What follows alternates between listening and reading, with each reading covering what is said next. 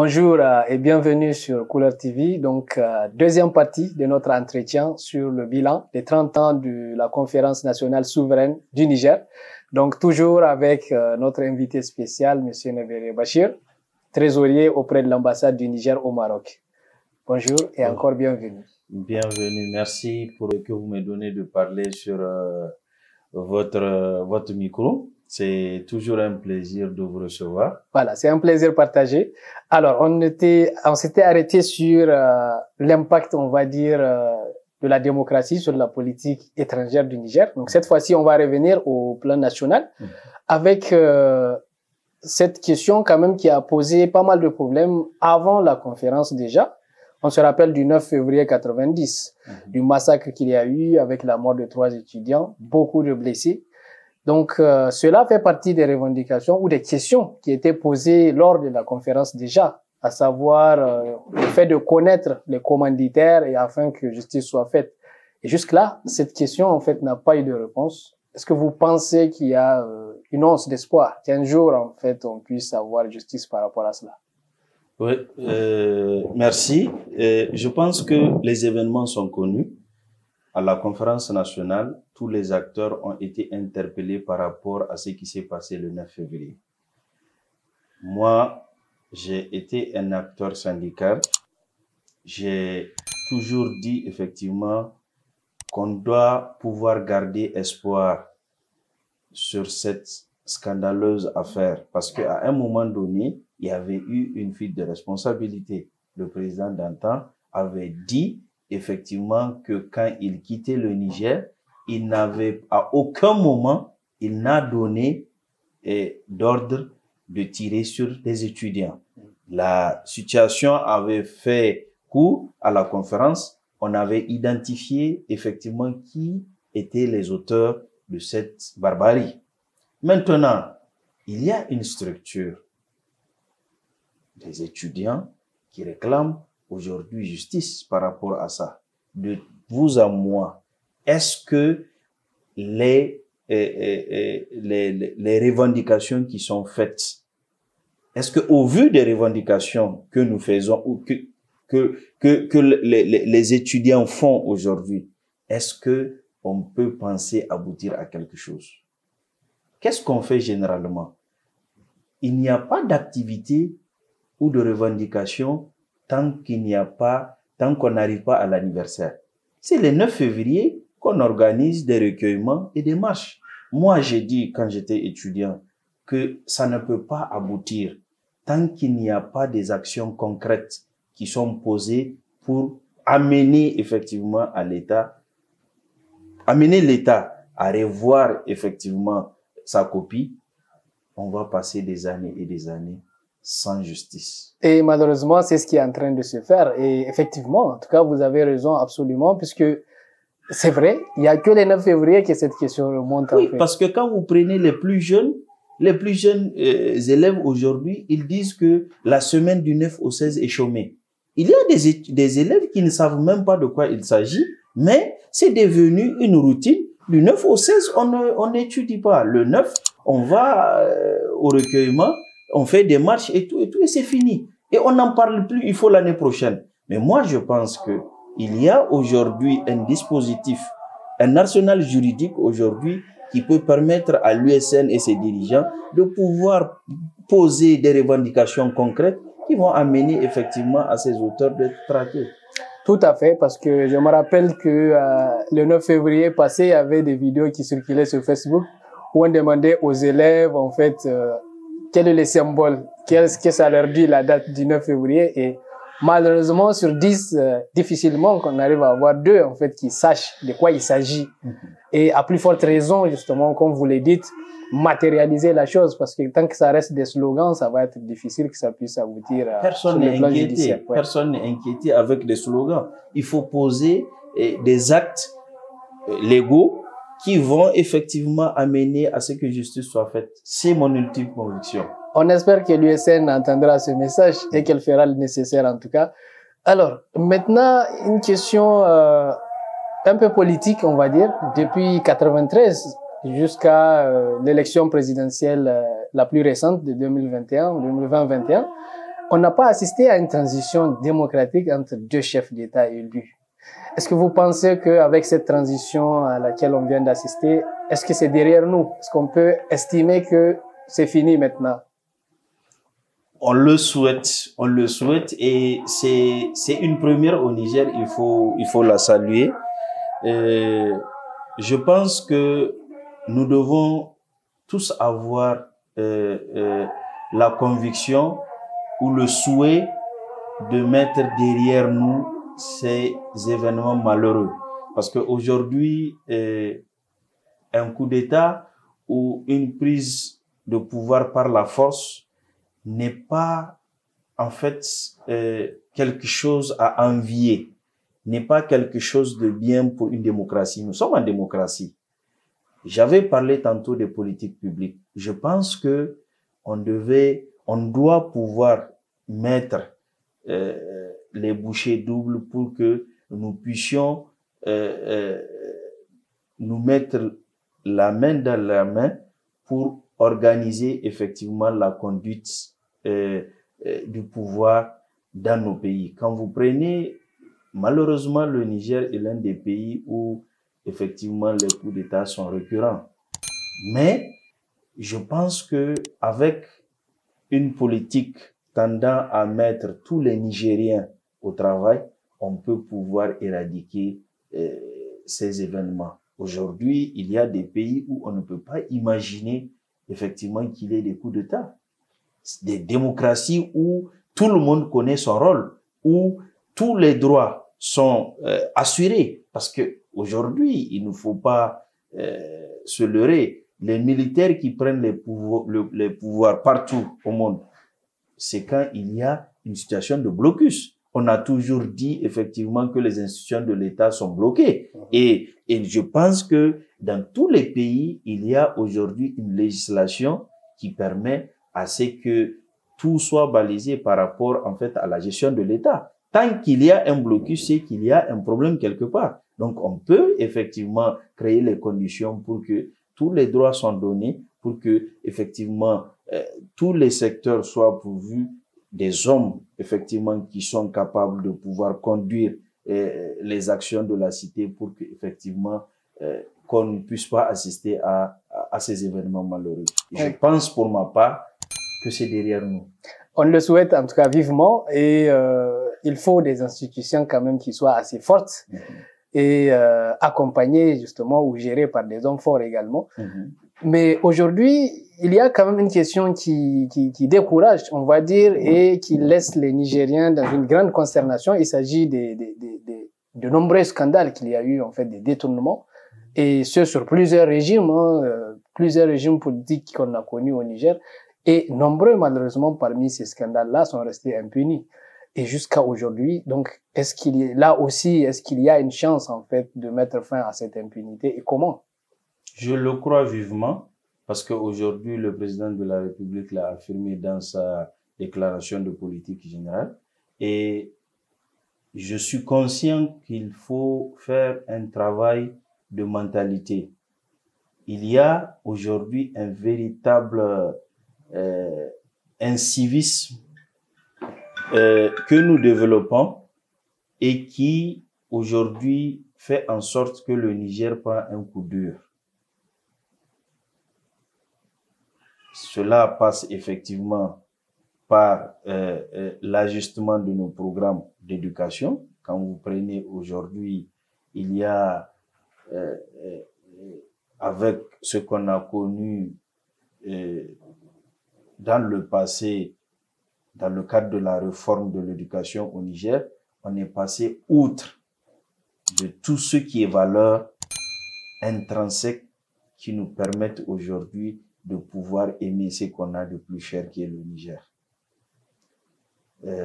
Il y a des situations dans lesquelles aujourd'hui on doit conscientiser les Nigériens parce que avec l'ouverture qui a été faite à l'international, beaucoup de personnes ont pensé que quelqu'un peut venir faire le travail pour nous. Or, il n'est pas possible d'imaginer que quelqu'un puisse venir organiser ce qu'on a de plus cher.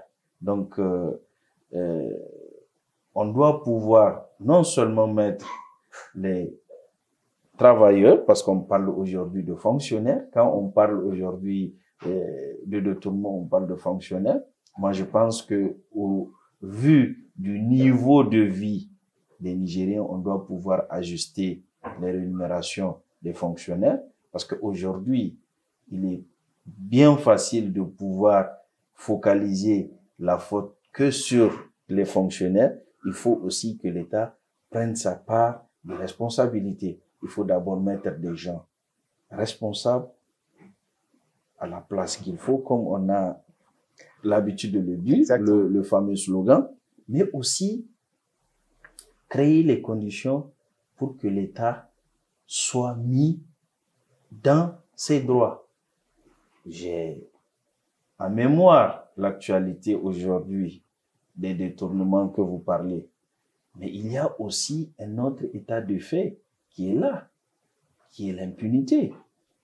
La semaine passée, j'ai vu sur les médias un exposé qui a été fait par le président de la CENI, où il parlait des milliards qui n'ont pas été recouvrés par les institutions financières que la DGI, la douane et tout. C'est un manque à gagner pour l'État. On ne doit pas pouvoir protéger des gens qui ont effectivement de l'argent pour l'État et faire la justice de l'autre côté. Pour moi, je pense que c'est deux poids, deux mesures. Si aujourd'hui on fait l'actualité sur l'affaire des 8 milliards aujourd'hui qui est sur toute la toile, il faut penser aussi que de l'autre côté, le président de la RDC a dit qu'il y a plusieurs centaines de milliards qui n'ont pas été recouvrés. Donc, moi je pense qu'il faut avoir une vision globale. Si aujourd'hui on veut que ça aille, il faut que on puisse mettre l'État dans ses droits et qu'on ne puisse pas faire de deux poids, deux mesures. Effectivement, en tout cas, comme vous l'avez soulevé, le président de la République, son Excellence Bazoum Mohamed, il l'a dit dans sa politique globale et actuellement, c'est ce que tous les Nigériens attendent, des actes forts et concrets vraiment. Et comme vous le soulignez, en tout cas, pas de deux poids, deux mesures. Il faut que la justice s'applique à toutes les couches sociales, on va dire. Toutes les institutions sont concernées et il n'y a pas d'homme intouchable. Et il y a quelque chose de très intéressant que vous avez souligné aussi, c'est l'homme qu'il faut à la place qu'il faut. Ça va vraiment permettre de résoudre ce problème d'institution, parce que si on veut avoir des institutions fortes, il faut des hommes forts également et surtout compétents. Alors maintenant, par rapport à la diplomatie nigérienne, en fait, quand même ces dernières années, on constate un certain sursaut, on va dire, de cette diplomatie qui est de plus en plus présente, non seulement en Afrique, à travers la lutte contre l'insécurité. Aujourd'hui, le G5 Sahel, le Niger est au devant. Je pense aussi à la question du franc CFA. Là également, le Niger a été devant. Donc, quelle lecture vous avez en fait et qu'en pensez-vous de l'engagement du gouvernement nigérien, surtout envers ses propres concitoyens? Oui, effectivement, il y a de plus en plus un certain réveil de la diplomatie nigérienne, puisque vous n'êtes pas sans savoir que antérieurement, effectivement, le Niger était un acteur majeur de la démocratie, j'allais dire mondiale, parce que quand vous prenez depuis l'accession à l'indépendance, Jori Hamani était quand même un fervent défenseur de l'Afrique à travers effectivement toutes les institutions qu'on a connues. Aujourd'hui, avec le problème de la sécurité, le Niger a été un acteur majeur parce que effectivement, le dynamisme et la vision du Niger avaient porté ses fruits. Vous vous souvenez, effectivement, quand le problème avait commencé, les propos de l'ancien président Mamadou Issoufou, qui avait fait effectivement court et qui a donné raison aujourd'hui au Niger. On est sur un feuilleton sécuritaire qui nous pousse aujourd'hui à pouvoir développer des stratégies pour nous protéger. On ne fait pas la guerre aujourd'hui quand vous prenez. sur tous les foyers. Le Mali, sur le front du Mali, effectivement, on assiste à des assauts des terroristes qui rentrent effectivement dans notre frontière. De l'autre côté, au sud du Nigeria, c'est la nébuleuse Boko Haram, un peu dans le pourtour du lac Tchad. Nous sommes en fait dans un foyer de tension qui effectivement qui nous a conduit effectivement à réfléchir et à aller au-delà effectivement de notre position pour pouvoir nous affirmer sur la scène internationale. C'est cela, je pense, qui a créé le sursaut. Et aujourd'hui, vous n'êtes pas sans savoir qu'on est membre de l'ONU. À travers effectivement cela, le Niger a créé les conditions effectivement de booster sa diplomatie et qui fait de nous aujourd'hui un pays quand même qui a une grande cote et qui est présent sur la scène internationale. C'est cela. Tout à fait. Effectivement, membre non permanent du Conseil de sécurité à partir de 2020, ça aussi c'est quand même une victoire, on va dire, sur le plan international. Alors, on se pose quand même des questions par rapport au patriotisme. Vous en avez parlé tout au long de cet entretien aussi. On l'entend tout le temps, en fait, de la bouche des Nigériens. Mais par rapport à la diaspora, que faut-il attendre, en fait? Moi, quand on parle de la diaspora, je prends le modèle malien pour pouvoir le calquer sur le nôtre. Quand vous prenez aujourd'hui, le Mali est un pays qui a une diaspora très forte et qui contribue aujourd'hui au développement économique et social du Mali.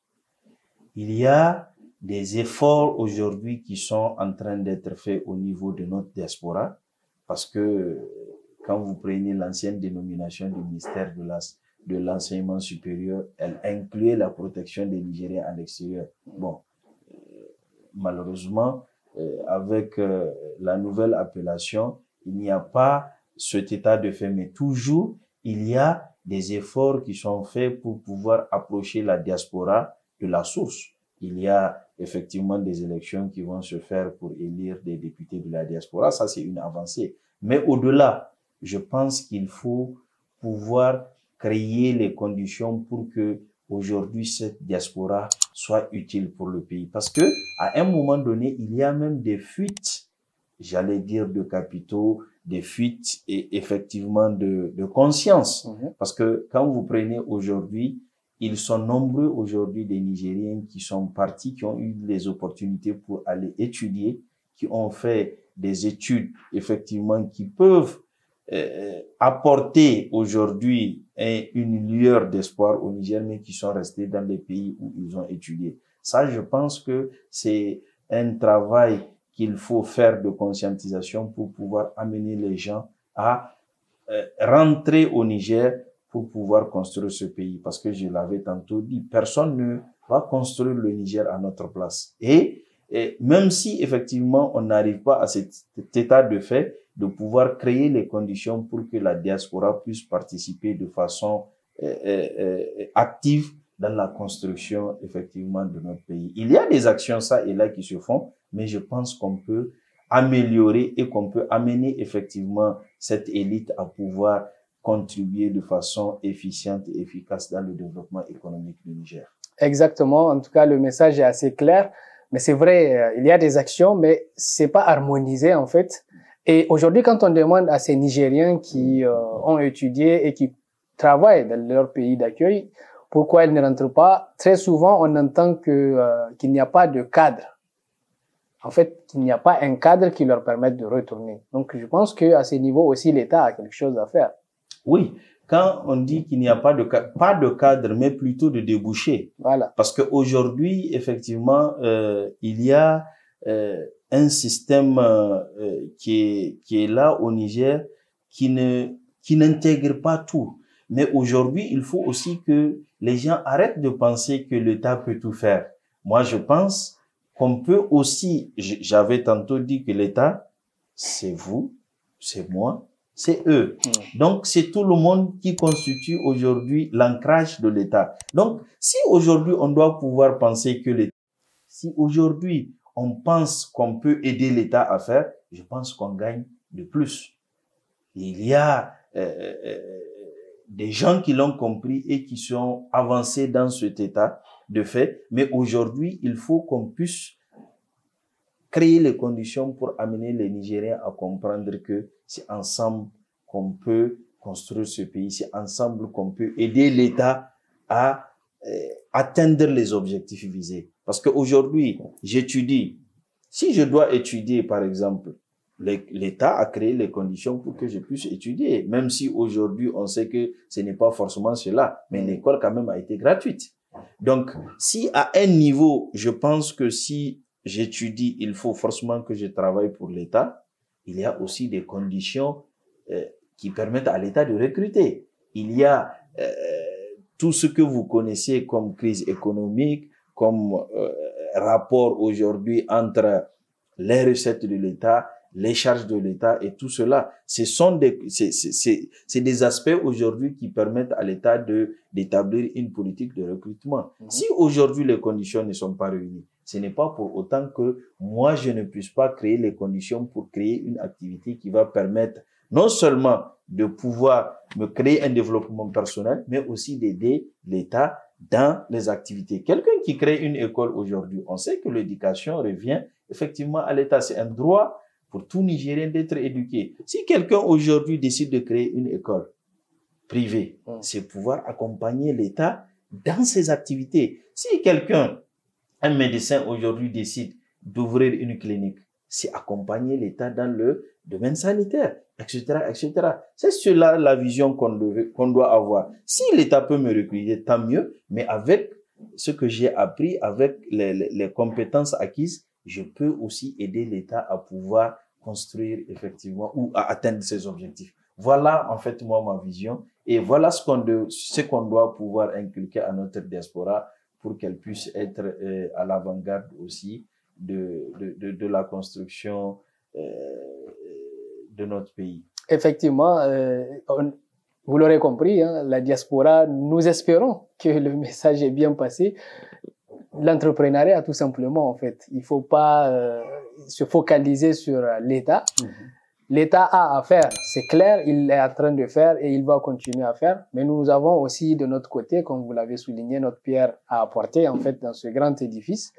Et bon, on va terminer sur une dernière question. Donc, au vu de tout ce qu'on vient de voir, en fait, pour vous, est-ce qu'on peut déjà s'exprimer sur la nature du bilan? Est-ce qu'on peut parler du bilan positif ou négatif pour les 30 ans de démocratie au Niger? Je dirais positif, moi, parce qu'aujourd'hui, la liberté d'expression, elle est réelle.